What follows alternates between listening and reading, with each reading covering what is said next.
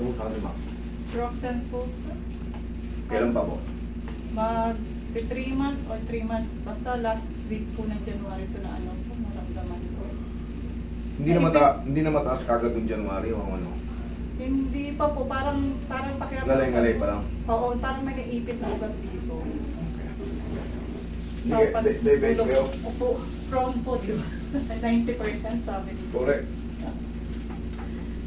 Lagi ko po yun nanonood eh. So, ito po man din po ang lakas ko, sir, kasi kaliwete ako. kaya nga. Minsan lagi kong napakakamali. Ang sakit talaga, parang ang muscle ko parang naiinat. Ganito, kunyari maayos natin to, pag alam yung diabetic kayo, kailangan consistent na masakit yung parang ngawit-ngawit siya, parang may naipit, parang hindi mo maliwanag, may masakit sa loob na konti. Paayos nyo na kaagad kasi ang bilis niya mag-frozen. Prone talaga kayo sa frozen shoulder. So ang pinaka-the best yan, i-address nyo yung diabetic. Paano i-address yun? Excuse me. Walking, papawis, magbilad sa araw sa umaga. Yun ang pinakasagot. Kasi yung mga diabetic na yun, naalis naman yan. Pero kailangan lang, consistent. Walking, papawis. Pag pinawisan na yung kilkili nyo o singit nyo or likod ng konti, okay na yun. Ang mahalaga araw-araw. Tapos kumain kayo ng pipino para ma-reduce yung mga alat na kinakain nyo. Mga matataba. Minsan nga po ito, nangangalay na rin. Yan, okay pa to. Aray. Medyo. Pero sumasakit na po yan. Sige. Sinasagad ko kasi kung hanggang saan pa. Pero, yung ganito, pag tumagal pa yan ng mga 2 linggo, naku po. O sabihin natin 1 buwan, alam nyo na yan, mga ilang... Ngayon, ganito, sumasakit Hindi ko na nga po siya maitali ng buhok. Yun ang Kaya nga eh. related ko. Susunod na buwan yan, ganito na lang yan. Tapos abutin niyo yung buhok yun. Kasi hindi ko po siya pa ganito. Oh. Siyempre, pag natabig ng pag ganun, masakit siyempre, kaya hindi mo na mapipilit. Pero ito, maayos naman to. Ang pinaka-the best na kailangan ang i-address yung pinagmumulan. Pag diabetic kayo, magbalik kayo sa paglalakad. Magbalik kayo sa papawis. Para lahat Dati po akong active sa pagsusubay lang, hininto ko. kaya dahil doon kayo bumalik, relax lang. Tsaka yung mga shoulder pain, madali lang ayusin yan. Sobrang dami na nag-aayos ngayon.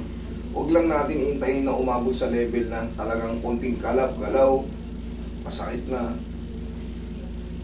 2 weeks pa lang na consistent, makibisan nyo na agad.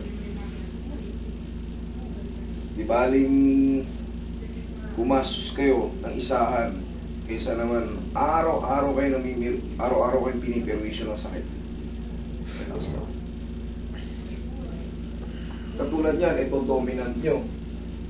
Lahat yan itong panggamit. Eh ngayon, nawala. Hindi nyo makwesa. O di, sira ang mundo nyo. Palambutin ko muna, medyo kasagsagan to ng swell dun sa loob. Kaya, Kung nga po, pinahilot ko na nga rin po ito eh. Kaya lang hindi talaga nakuha. Nakailang hilot to, 3. ma'am, itong ganitong mga nag-frozen shoulder na, actually hindi pa to super frozen. Mild pa lang to sa'yo. Hindi kaya to ng ordinaryong haplos lang.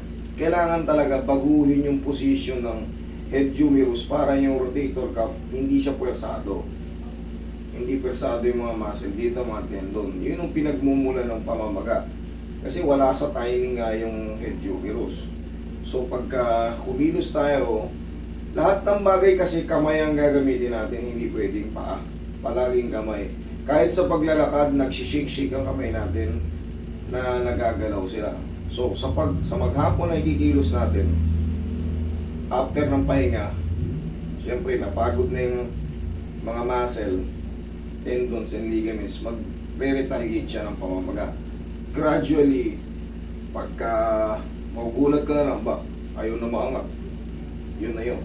Punong-puno na ng swelling sa loob. Pero na-address naman to. Naayos naman to. Pero siyempre, para hindi nyo danasin to, agapan nyo na habang naaangat pa. Yung medyo ngawit-ngawit pa lang, para hindi rin kayo masaktan sa adjustment. Tapos yung mga ganitong massage, yung mga ordinary massage, hindi talaga siya umuubra. Katulad yan, nakatatlong massage na kayo. Siyempre, pupuruhan kayo yan, palalambutin. Pero hindi pa rin na-address. Bakit? Kasi hindi naman nila binago yung position niyan. Hindi nga Tapos sa nila cervical, malaking bagay pag na-adjust yung cervical, kaya may traction yan. Kahit frozen shoulder lang, may traction. Hindi nga Tapak. daw po nila sir kaya eh. Hindi nila kaya yan. Hindi ordinary yung pila yan. Sige, shoot mo yung mukha mo dyan.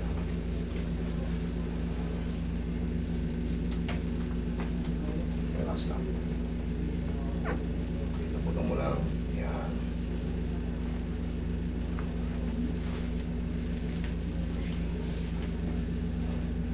Relax lang. Yan ang hindi nila kaya yung mga ordinary ano kasi dito kailangan kabisado mo yung ginagawa mo. Hindi ka basta-basta pihit ng pihit, diin ng diin. May mga purpose yan, mga moves na yan.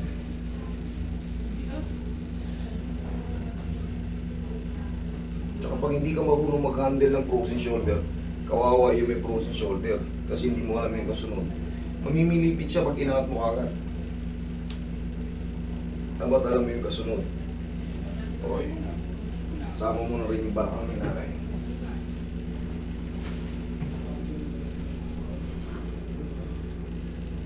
Kaya natin nililimitahan. Wala muna yung pagkano gusto mahilot kagad yung pagpunta.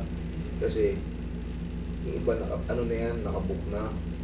Pag hindi namin ginawa na mag-book, lahat kayo, oo, may ipon kayo dyan. Magagalit kayo pag hindi kayo nahilot. Yaya. Kasi yung kakayanin ko lang sa maghapon eh. Kakayanin lang sa maghapon. Bawat isang tao kasi kumakain ng mga 20 to 25 minutes. O i-divide lang natin yun. Hindi pwedeng unlimited. Wala tayo, hindi tayo pwede. Ang problema, nagkakasakit ako pagka sumusunod sa pagod. Ubus ang lakas mo dyan eh. Kasi, ubus ang lakas. Yung isipan ko, pagod. Masasakit yung kamay. Pero naghihilot din ako. Buti sana ko yung mga bulungan lang. Hindi walang pagod yun. Kahit 100 kayo dyan, 200. Wala na tayong mga karakate. Okay po. Ito na ma'am, napaghandaan nyo na ba to? Opo, 10 kilo. Okay, relax lang. Kaya-kaya nyo to.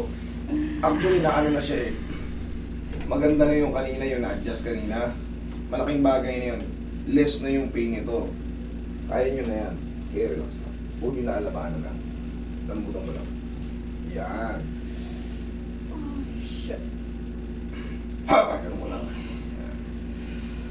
Kita mo, madali lang i-adjust. Kayang-kaya mo yan. Basta pagka may pain, ilabas nyo sa, para lang kayo nagsumakay ng roller coaster. Sigaw! Okay lang kayo? Okay. Sige. Sige. Mga 20 seconds lang naman, 20 to 30 seconds. Normal ano yun. Yun ang pinaka normal duration ng pagsingaw ng pain. Okay lang kayo? Okay. Sige, palambutin ko pa para kayang-kaya nyo na talaga. Ito na yung pinaka-last. Naangat na, natanggal na yung pinaka-ano ron. Shoot na yan. Dodoblehin lang natin yung pinaka-final movement natin, yung pag-ano.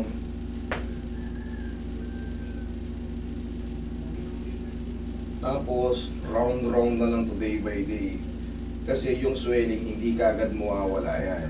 Kailangan lang siyempre, parang sa ball joint. Pag wala sa tugma yung joint, siyempre yung mga busing niya, masisira. Ganon din yan sa atin. Siyempre, lahat ng bagay, lahat ng gagawin natin, kamay ang gagawin natin, maglalaba tayo, kakain, magsasampay ng damit, magbibihis ng damit, maghihiwa ng ano, ng kahit ano, magluluto, puro kamay. So, natatabig yung mga swelling, tapos wala sa timing. Maghapong movement, i-create na ng pamamagayon. Okay, relax lang, last na to. Shoot! Thank you. Okay. Kayang-kaya mo yan. Tapos naman na. Yan.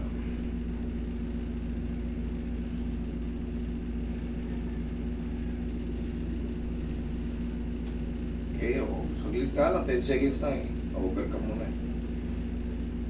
Meron ka pang 20 seconds. Sige lang, i-aray mo pa.